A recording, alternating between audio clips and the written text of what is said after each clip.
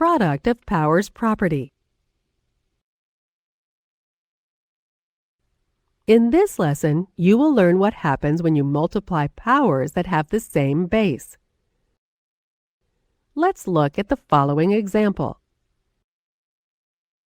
Remember that in this example, the a's are the bases, and the exponents 3 and 5 represent repeated multiplication and suggest how many times we should multiply the base by itself.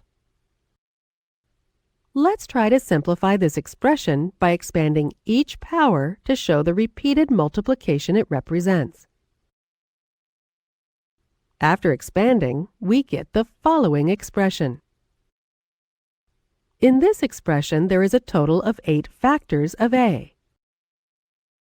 Therefore, a to the third times a to the fifth is equal to a to the eighth.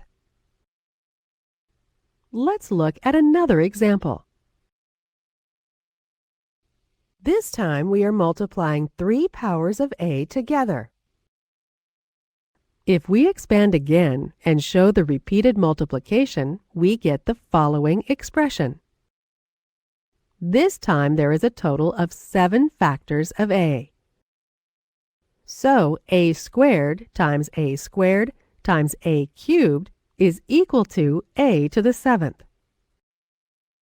Do you notice a pattern yet? Take a look at the exponents in the given problem and compare them with the exponent in the answer. These two examples suggest that if we multiply powers that have the same base, we can keep the base and add the exponents to produce a simplified expression. This rule is called the product of powers property. Formally speaking, it says if a is a real number and m and n are integers, then a to the power of m times a to the power of n equals a to the power of m plus n. Let's use this rule to simplify the following expression.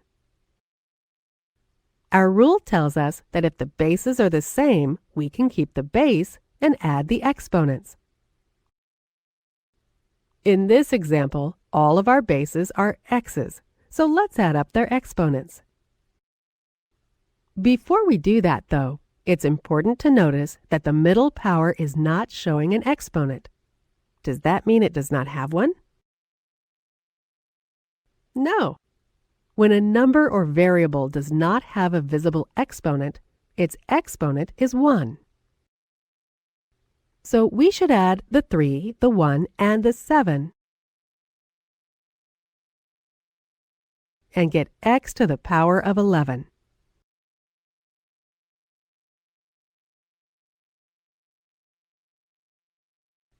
In this lesson, you learned how to multiply powers that have the same base.